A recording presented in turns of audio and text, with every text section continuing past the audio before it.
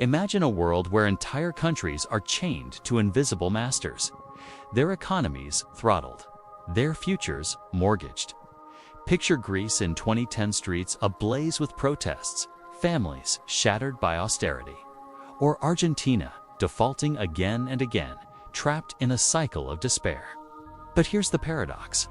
Why do nations borrow more to escape debt, only to sink deeper? Is this bad luck, or a deliberate trap set by elite bankers? Today, we uncover the debt spiral that's enslaving nations and how it could ensnare us all.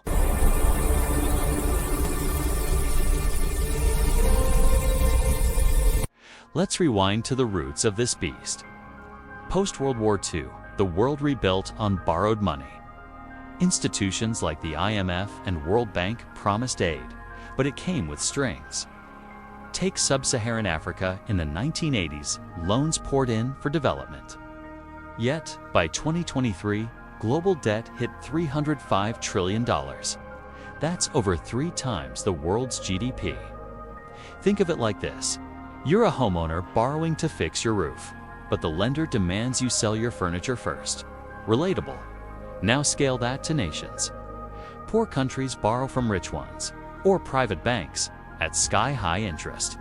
One stat: developing nations spend more on debt repayments than on healthcare and education combined. This isn't charity, it's control. So, how does this debt trap actually work? Let's break it down with simple metaphors. Picture debt as a snowball rolling downhill. It starts small, alone for infrastructure, say a dam or roads, but interest compounds like snow piling up. Miss a payment. The ball grows faster. Elite bankers think JP Morgan. Goldman Sachs engineered this through structural adjustment programs. Borrowers must privatize assets, cut spending, open markets. It's like a casino where the house always wins. You bet your economy, they rig the odds. Step 1. Lend at variable rates. Oil prices spike. Your payments double. Metaphor: it's a noose that tightens with every global hiccup. Step 2. Roll over debt. Can't pay. Borrow more to cover the old. Now you're juggling fireballs, each new loan hotter than the last. Step 3. Conditionality. Lenders dictate policy. Sell state oil companies. Done austerity bites the poor hardest, sparing the elite. This isn't random. It's a system designed by Bretton Woods architects in 1944, where powerful nations like the US hold veto power in global finance. By 2025, China's Belt and Road adds another layer: loans for ports and rails. But defaults mean asset grabs. The mechanics, a well-oiled machine of perpetual dependency. Now, the breaking point. It hits like a storm. Take Sri Lanka in 2022. Debt soared to $51 billion. COVID crushed tourism.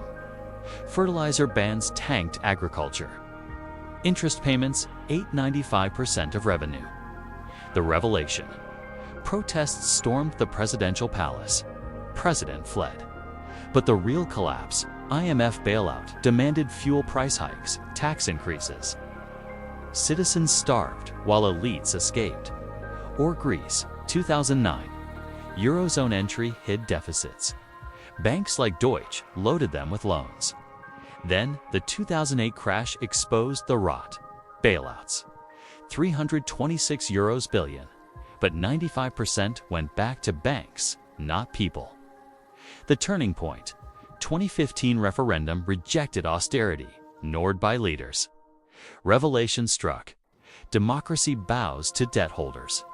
Bankers aren't saviors, they're enforcers. In Argentina's 2001 default, riots erupted. Currency plummeted 70%. The moment when the IMF pulled the plug, exposing how loans fund corruption, not growth. These crises aren't accidents. They're engineered detonations when nations resist the trap.